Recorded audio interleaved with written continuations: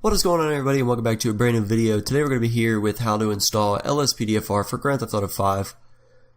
Keep in mind, I do have a cold. My voice doesn't sound very good, and it is like somebody dumped a huge bucket of rain and it just continues to pour outside of the window as I speak. It's been raining pretty bad for a couple hours now. So it is a little late, as you can tell, but I need a video, and why not a tutorial?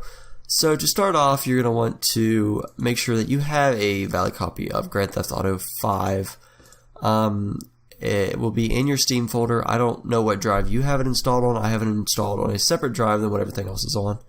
So it's in the Steam folder, Steam Apps, Common, and these are the games I have installed at the moment. Not very many right now. But here's the folder I made for the sake of the video, and here's the two I use. And I don't know what I just did. Anyways, there it is. We are going to be using the Grand Theft Auto 5 folder. As you can see, I have 3 different Grand Theft Auto 5 folders. This is my copy for multiplayer, which it's always great to make a copy, so I suggest making a Grand Theft Auto 5 multiplayer folder, and whenever you want to switch, just rename this to whatever. So you want to just rename it LSPDFR, whatever, and then make this the Grand Theft Auto 5 folder, because Steam actually picks up Grand Theft Auto 5 as being the folder, and that's the game it'll play off of. This one is my LSPDFR that I use. I just didn't want to mess with it for the video, so I made a new folder, which, as you can tell, there's already a mods folder in here, but to get started, we're going to make this mods folder. So what you're going to do is make a new folder and then name it mods. And what you're going to do with that is you're going to take this update folder right here, and you're going to copy it, and you're going to paste it inside the mods folder. As you can see, I already have it done because it's from the files I drug in. So mine's already in there, but it's about 14 gigs, so it'll probably take not too long, but a good few minutes to copy that into that folder. You'll need that for when we get into car stuff, if I make a tutorial on that, if anybody wants it. Okay, so now to get started, go into your Grand Theft Auto 5 main directory, and we're going to start with Rage plugin hook, which I will have all the links in the description, but you're going to go to whatever you want to download it to. Go to Rage plugin hook, and then you're going to go to the website here, accept this, and it's going to bring you to this page. Go ahead and click on downloads. Sometimes when I load this, it doesn't want to go to downloads. I don't know why. I will have the direct link to the download page, so give me a second to get this downloads to work. Okay, now it's going to work for me. I don't know why that takes forever. Sometimes if I refresh it, it works.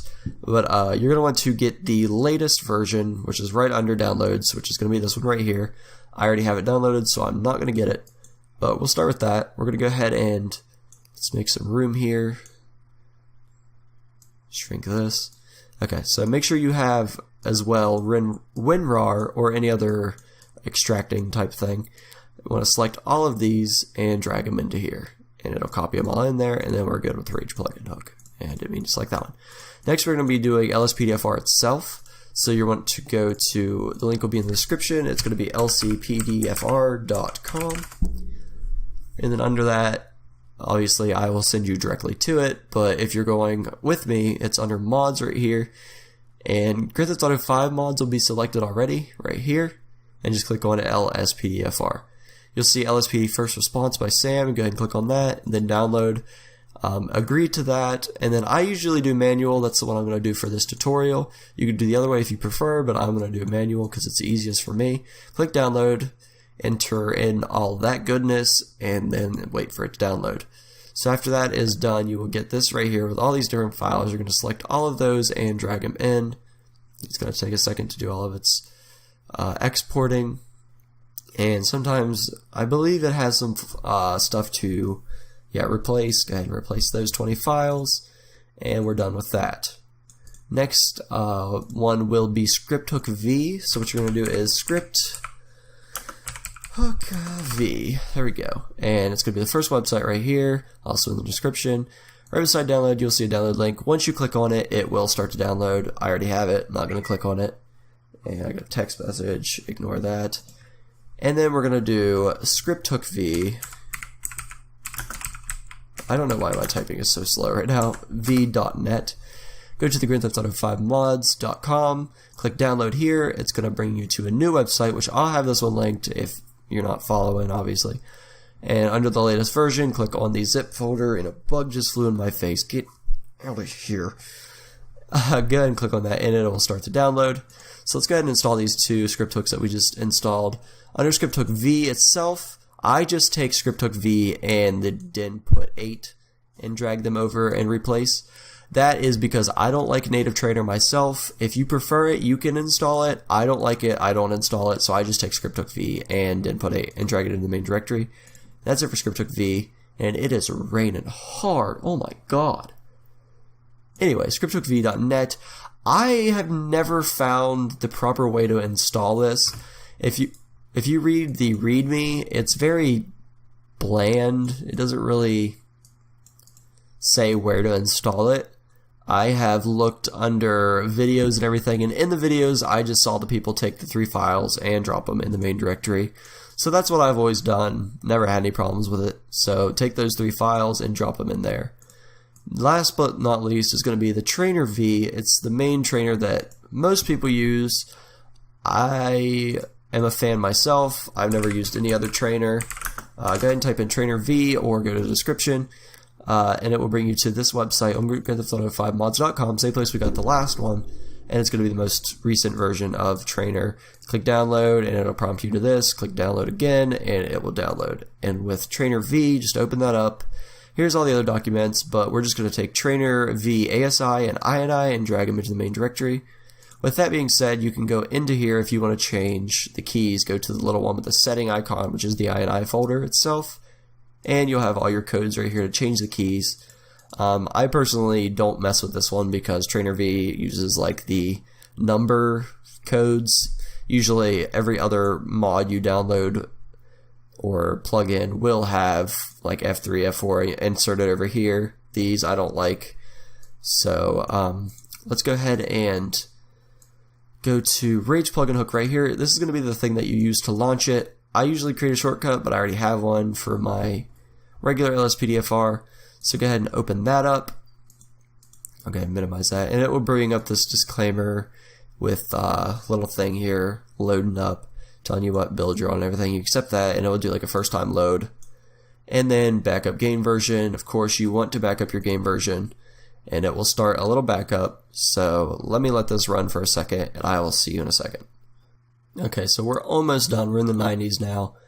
Go ahead and bring it back into the video so you can see that I did that. And it will create your backup.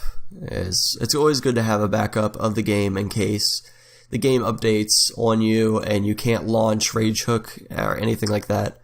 Now it's going to tell you there's a new version of Rage plugin hook available, which that doesn't make sense because we literally just downloaded the most recent version, but we'll go ahead and download and install automatically. That doesn't really make any sense. Okay. That's weird. But if you get that error, I don't know why I did because I literally just downloaded the most recent version. Just go ahead and click download and install automatically. I've never had that happen to me before. Of course, it comes to when I go to record the tutorial that it wants to make me seem like I don't know what I'm doing. But believe me, I've had a lot of crashes. I've redone this a lot of times. I'm at the point where I know how to do this like it's the back of my hand. So go ahead and let that run. It's going to download a good bit of stuff here. And it's basically just updating. I don't know why it even had to do that, but I'm not complaining. Just wait for that to load. It will load this right here saying your update was finished if you had to update, and just click OK. And it should bring up the menu itself for everything in Rage Hook like this right here. Here's your console key.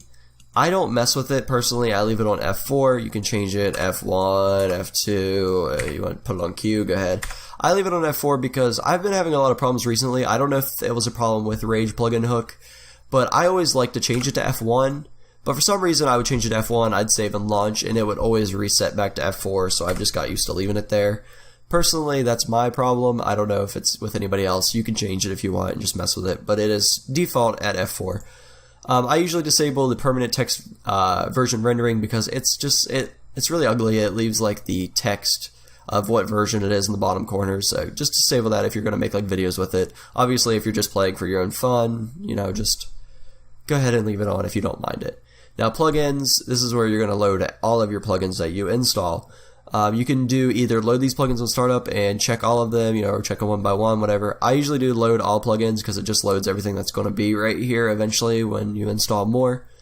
Advanced settings I don't mess with. I don't see a reason to mess with them unless you want to do like custom loading screens and stuff like that.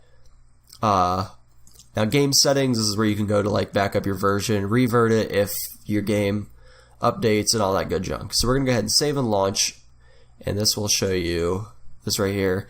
If you want to open this up again, you can, whenever you open this, hold down the shift key, or when the loader launches up, you can click the little settings icon. So we'll go ahead and click OK, and it will launch the game.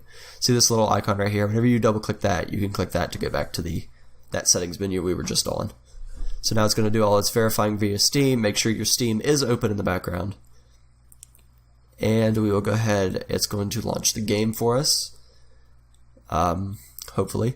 With that being said, while this loads, I'm going to mention that if you guys want to see any other tutorials on how to maybe install cars, how to do add-on vehicles, add-on police cars to like add extra police slots in, or how to do anything along the lines of that, any tutorial you need help on, just go ahead and leave a comment on what you need help with, or if you have any problems with this, feel free to leave a comment. I'll help you. I basically know how to do it by now, so I will have no problems helping you. So leave a comment if you want to have any other tutorials, and I will make them for you for sure. I've gotten recently into the adding add-on police cars, so in the game itself it goes up from police to police 4. I've had like police up to like police 8, I believe, in my main, and then a bunch of CHP vehicles. So if you want to learn add-on vehicles, I'll do a tutorial for that. It's kind of difficult, but once you get the hang of it, you can do it smoothly. I have no problems anymore. So here it's going to load up. This is what it needs to look like when you're launching the game itself. It'll bring up this Rage plugin hook screen, and it'll do all the game support, loading, all that good junk. Okay, and right there we're going to see loaded plugin LSPD first response.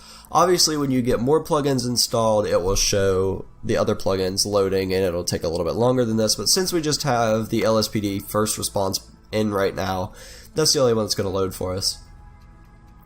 And now let's wait for the game to load and see. This is where obviously it's going to load where your save is.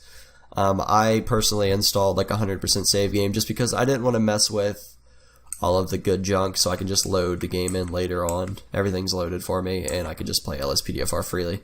So once you're in the game, just go ahead and you can either head to the police station, which is on the map. You will see, why is it zoomed in like that? Get the key to work, come on. There's police stations marked all around the map, like this one right here, one right here. It's the little badge with the star. There's ones all over the place. There's some up in the county, up in Paleto as well. You can either go to that, or you can go to your console, so F4, and you can force duty, which is what I usually do. Tab that out, force duty, and it'll tell you you're now available. And F4 is also an issue with your trainer. You'll have to mess with those keys a little bit. Actually, I'll show you a fix to that before the end of this video. So as you can tell, F3 opens up your trainer up here, and you go through it with your numpad. So numpad 2, all that goodness, 5 to select. But so that's how you go on duty on LSPDFR. Obviously, if you go to the police station, you will get to see change your outfit, all that stuff. But that's also what you can do with the EUP menu. So usually, if I would have EUP installed, I would press the EUP button and then load my outfits from there, and I wouldn't bother going to the police station. And if you go to your console and spawn, you can spawn any vehicle you want. So if you wanted to load the default police vehicle, you just type in spawn police, and it would spawn the police vehicle. Obviously, if you want a tutorial for ELS, EUP menu, any good junk like that, let me know down below. But with that being said, let's go ahead and fix that issue with the trainer. I should have told you this earlier, because if you use F4 for the console, keep this in mind that the trainer does open and close with F3 and F4. What I do to fix that problem is I go to the hide menu, which is default F4, and I just set that to like none, or I don't enter anything, and then you save it, because that means now the F4 will not work for that menu. So if you use console as an F3 and F4, you will have to change the default trainer button. So with that being said, I hope you guys did enjoy this video. I hope it was helpful. Leave a comment down below if you need any help or if you would like any other tutorial. If you did find this helpful, please leave a like and subscribe, and I will see you guys in the next video.